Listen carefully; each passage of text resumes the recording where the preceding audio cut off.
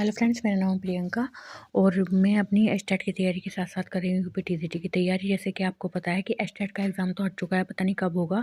लेकिन एक आस आई थी कि मतलब एक आस जगी थी कि एग्ज़ाम यूपीटीसीटी का भी अब जल्दी ही होगा, मतलब जनवरी के शुरू में और दिसंबर के लास्ट में। लेकिन लगता है कि वो उसकी भी कोई सूचना ऐसी नहीं है। लेकिन कल मैंने कोई एक वीडियो थी, पता नहीं वो मैंने देखी, तो उसमें ये था कि ज़िलेवार मतलब कॉलेज मतलब देखे जा रहे हैं कि कहाँ पर एग्ज़ाम होगा, कहाँ पर नहीं। मतलब एग्ज़ाम सेंटर के वो उसमें कि कहाँ पर एग्ज़ाम किए जाएँगे कंडक्ट और कहाँ नहीं, तो वो देखी जा रही है। लेकिन अभी पता नहीं क्यों भरोसा नहीं है कि माध्यमिक शिक्षा सेवा चयन आयोग कितनी जल्दी एग्ज़ाम चेक करवा लेगा।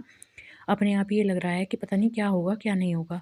और जो भी होगा, लेकिन हम अपनी तैयारी कर रहे हैं जितना भी हमें टाइम मिल पा रहा है। ये नहीं है कि एक ज़्यादा तैयारी कर रहे थे कि सुबह उठकर भी मैं 2 बजे से पढ़ रही थी और दिन में भी थोड़ा-सा। अब थोड़ा टाइम मैंने कम कर रखा है थोड़ा पढ़ने का, क्योंकि अभी एग्ज़ाम का वो नहीं, ज़्यादा हड़बड़ी भी मचाना सही नहीं है।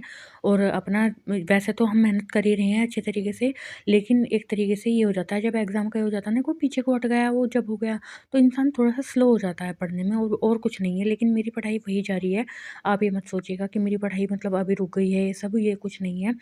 और एक बात और शेयर करना चाहती हूँ मैं आज अपने जीवन की कि हमारी जो मेरी मम्मी थी वो 2022 में मतलब ख़त्म हो गई थी।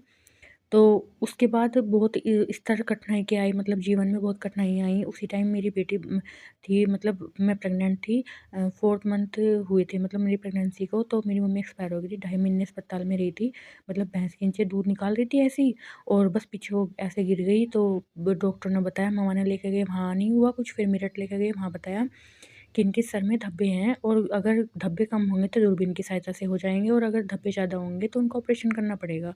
और ऑपरेशन के उसमें मेरी मम्मी के फेफड़ों में पहले टीबी हो चुकी थी, तो फेफड़े भी मतलब मजबूत होने चाहिए थे उसके लिए। तो फिर वो तो मम्मी ठीक हो गई थी तब तो।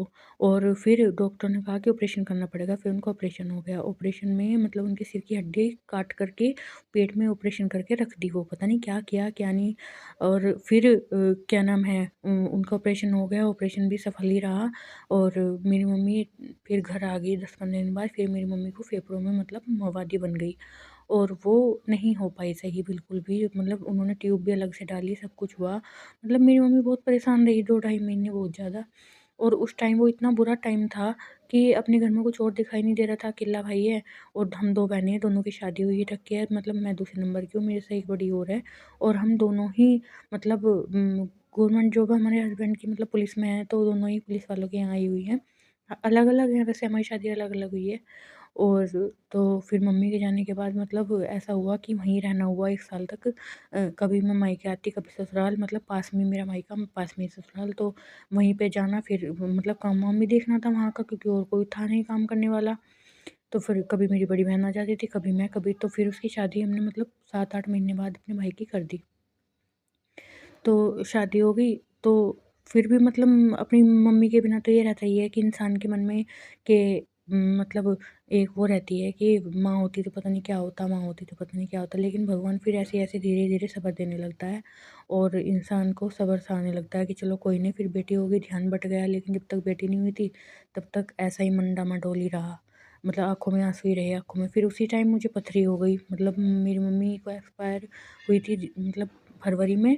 और मतलब जनवरी में भी मेरी मम्मी अस्पताल में ही थी। जनवरी के लास्ट में मुझे पथरी हो गई, और उसी टाइम मेरी पथरी का भी इलाज चला। और फिर बस 2022 का बैच मैंने ले तो लिया था, लेकिन मैंने पढ़ाई नहीं की थी।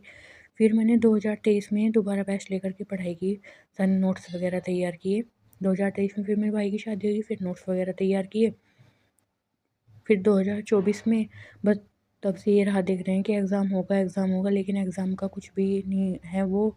तो ऐसे ही इंसान की फिर एज निकलती चली जाती है कि भई वैसे तो भई मैं ये कहना चाहती हूँ, मेरी कोई एज ऐसी नहीं है कि वो निकल जाएगी, अभी तो बहुत सारा टाइम है मेरे पास। लेकिन पेपर पहले से पहले हो जाए तो इंसान सही टाइम पर कामयाब हो जाता है, मेरा तो ये कहना है। एज वेज से क्या लेना देना, इंसान सही टाइम पर कामयाब हो जाए, वो सबसे अच्छी एज है इंसान की। और मैं ये चाहती हूँ कि भगवान मतलब कि कमी किसी चीज़ की नहीं है देखो।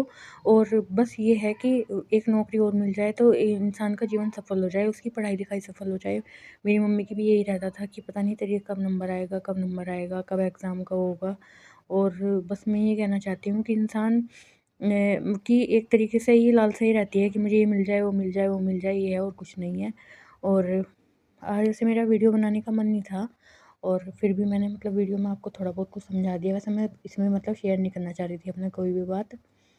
और क्या है कि जो ये मैं अब यूपीटीसीटी की जो तैयारी कर रही हूँ, मुझे ये है कि अगर मैं यूपीटीसीटी की मतलब तैयारी कर रही हूँ, तो बस हमारे लिए ऑप्शन भी कोई नहीं है बीएड वालों के लिए कि हम किसी और चीज़ में चले जाएँगे या किसी और चीज़ का वो कर देंगे। अगर हम अदर स्टेट में जाते हैं, तो वो अदर स्टेट अलग है और बिहार में फ़ॉर्म कोई डालने नहीं देता, अदर स्टेट में है तो वहाँ पर पेंडिंग हो गई, मतलब पता नहीं कब उसका एग्ज़ाम होगा स्टेट का। और यूपी का है उसका भी कुछ पता नहीं है। लेकिन फिर भी अपनी तैयारी मत छोड़ना, क्योंकि तैयारी अपनी करते रहना। तैयारी एक ऐसी चीज़ है कि इंसान कभी भी मतलब मन ये होता है ना, इंसान का अगर मन भी उदास है या कुछ भी है तो वो अपनी पढ़ाई कर लेता है, वो सब ठीक हो जाता है। एक तरीके से हमारी किताबें हमें मोटिवेट भी करती हैं और मैं बहुत ज़्यादा मानती हूँ अपनी किताब को कि वो हमें ज़रूर मोटिवेट करती है। और बस आज की वीडियो इसलिए थी।